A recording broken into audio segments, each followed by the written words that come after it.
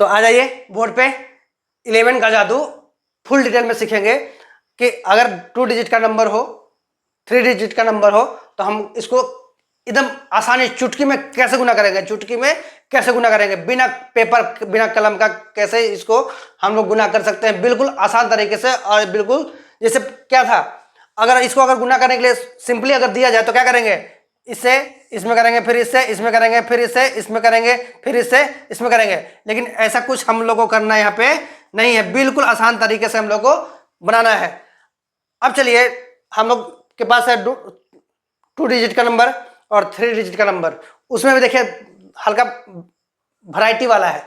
एक क्या है 4 3 7 सिंपल, और एक क्या है 8 7 8 4 और 8 12। ओके, यहाँ 6 केवल हमें 7 मिल रहा है, क्या मिल रहा है हमें 12 मिल रहा है।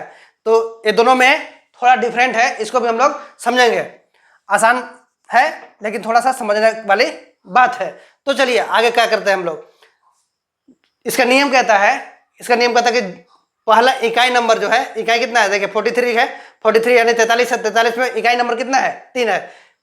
3 को जस का तस, मतलब जो इकाई नंबर है उसको जस का तस लिख देते हैं। आगे चलते हैं, आगे क्या कहता है अगला स्टेप। पहला स्टेप हो गया कि आप जो है पहला इकाई उसको आप लिख दीजिए। सेकेंड स्टेप कहता है कि ये दोनों को जोड़ दीजिए, 4 और 3 को जोड़ दीजिए। 4 और 3 कितना हो जाएगा 7 हो जाएगा। और ये जो बच गया है 4, तो 4 को यूं लिख दीजिए। आप कैलकुलेट करके देख सकते हैं, इतना ही नंबर आएगा। चलिए अब दूसरे नंबर पे हम लोग आते हैं। दूसरा का भी नियम सेम है। दूसरा का नियम क्या कहता है, पहले जो इकाई है उसको लिख दीजिए। पहले इकाई है उसको हमने लिख दिया। उसके बाद क्या करेंगे, ये दोनों को जोड़ देंगे। तो 8 4 कितना होगा 8 4 मान लीजिए यहाँ 12 होता है, 12 ठीक है। 8 4 12 होता है। तो हम 12 को यहाँ 12 नहीं लिखेंगे, यहाँ पे हम लोग 12 नहीं लिखेंगे। यहाँ पे लिखेंगे केवल 2। क्या लिखेंगे हम लोग, 12 का क्या होता है 12 का 2 हाथ में लगा 1, हासिल चलता है हम लोग का, कैरी फॉरवर्ड चलता है ऐसा। तो हम लोग क्या करेंगे, केवल 2 को लिखेंगे, 1 को नहीं लिखेंगे। अब 1 का क्या करेंगे, 1 का करेंगे। जैसे हमने 4 को यहाँ उतारा था लास्ट में, अब यहाँ क्या है 4 है। तो 4 और 1 हासिल हमारा था, कितना हुआ 4 और 1 5। यहाँ पे हासिल था ना हमारा 12, 12 में 1 हासिल था, तो 4 और 1 5। ओके, उसी तरह से चलिए अब इसमें आते हैं हम लोग। अब हम 2 डिजिट का है। आप अब इसमें आप प्रैक्टिस कर सकते हैं, जैसे 7 8 8 7 15 है ना, 8 7 15 गुने ऐसा, मतलब आप चाहे तो प्रैक्टिस कर सकते हैं इस तरह के नंबर को। ओके, चलिए आगे हम लोग इसमें आते हैं। अब यहाँ क्या है, यहाँ भी वही नियम काम करेगा। इकाई जैसा है वैसा ही लिख दिया जाएगा, इकाई जैसा है वैसा ही लिख दिया जाएगा। इकाई कितना है 3 है, 3 लिख दिया हमने।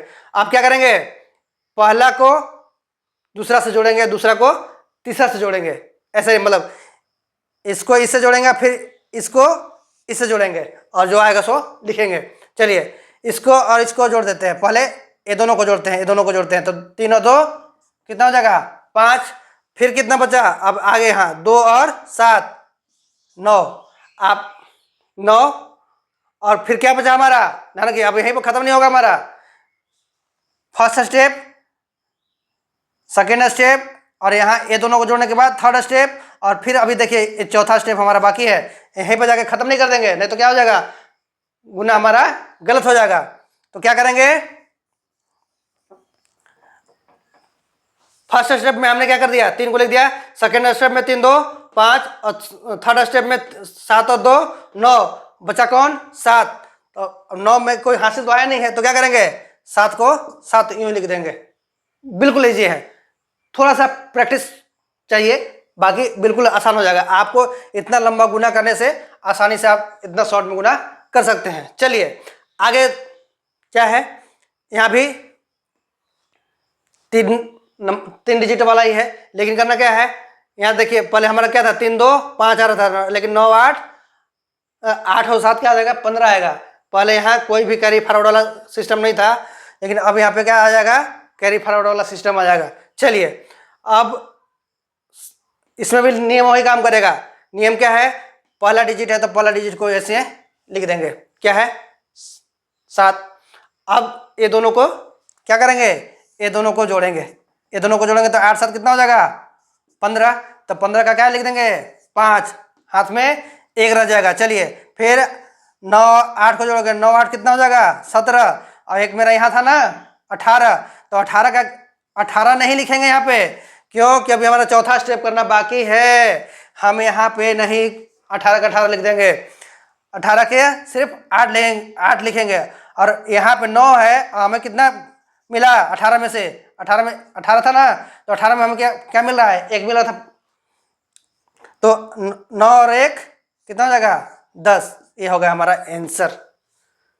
आप कैलकुलेट कीजिए, कैलकुलेटर उठाइए और फटाक से मारिए, बिल्कुल उतना ही आएगा। जैसे अब 1-2 क्वेश्चन और ले लेते हैं, जैसे आपको, चलिए आपके हिसाब से कोई दिमाग में सोचिए, फटाक से कोई नंबर सोचिए। जैसे मान लीजिए 4 6 8 गुने 11, 4 6 8 गुने 11, चलिए फटाक से आप गुना कर देना है। 8 है तो 8, और देखिए 8 6 14, और क्या करना है 8 6 14, हाथ में लगा 1, और 6 4 10, 10 और 1, जल्दी बोलिए 10 और 1 11 की 1, 4 और 4 और 1 5। कैलकुलेट करके देखिए, इतना ही आएगा, इतना ही आएगा।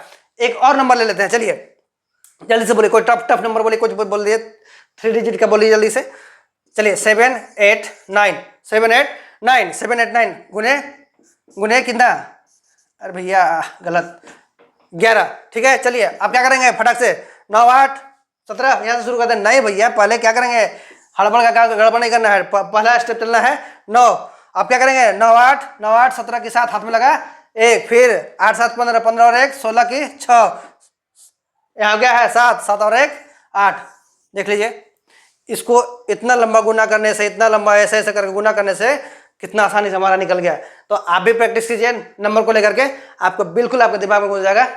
ठीक है, प्रैक्टिस करने से ही आएगा।